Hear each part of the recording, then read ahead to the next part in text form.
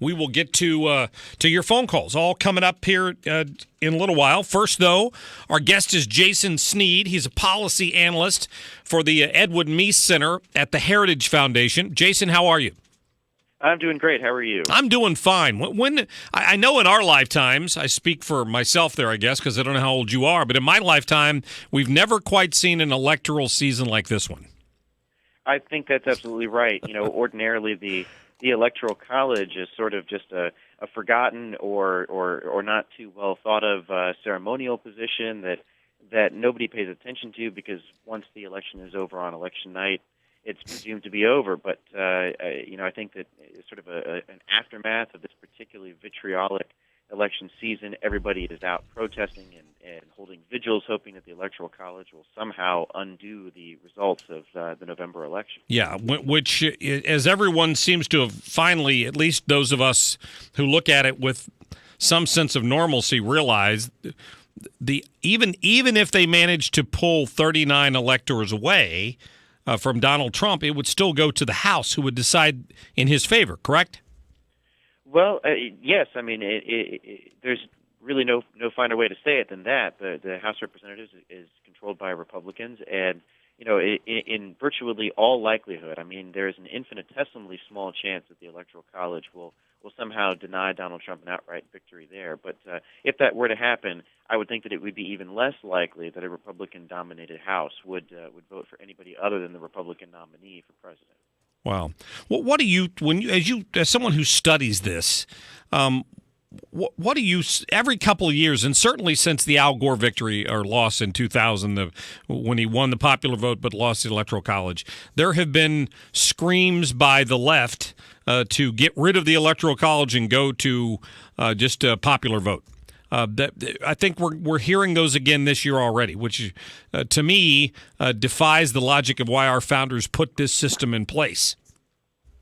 Well, you're right. The founders were a wise group of folks, and they created in our constitutional system a number of anti-majoritarian provisions that were designed to insulate the political process from the passions of the people and to help to protect against the tyranny of the majority and mob rule. And this is one of the few which has managed to actually be preserved through the last 250 years, while we've gotten rid of some, like allowing for the popular vote of senators.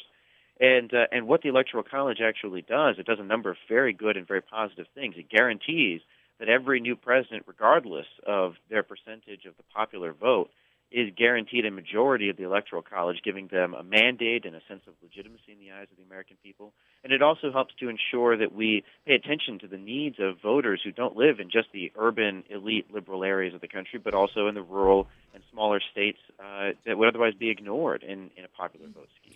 Yeah, I don't think this thing's ever really gotten enough legs to be actually considered. But just hypothetically, what would it take to switch us away from that system? I mean, would it take 2/3 of the states voting on it to swap out of something like that? Well, because the Electoral College is provided for in the Constitution, then I would say that the way that you would have to get rid of it, again, hypothetically, would be to pass a constitutional amendment. But there is actually an attempt going on right now to do an end run around the Constitution and an end run around the constitutional amendment process itself in the form of what's called the National Popular Vote Movement. And this is an attempt to get a mass of states to sign on to an interstate compact. And that interstate compact would mandate that the electors in the states would be obligated to vote for whoever wins the national popular vote, regardless of who carries the individual state itself. And once that compact, according to the people who authored it, get enough states to sign on, that total 270 electoral votes in the compact would enter into effect. Now, this is very much an attempt to get around the extreme difficulty of amending the Constitution, and it really is an attempt to hijack, essentially, the electoral process.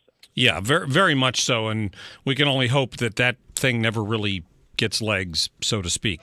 Jason Snead with the Heritage Foundation, I appreciate your time. I direct people to heritage.org to read more. All right. Thank you for having me. You have a great day. Thank you very much. And as he mentioned, the 538 members of the Electoral College will have voted by this evening sometime. And what about this nonsense? So people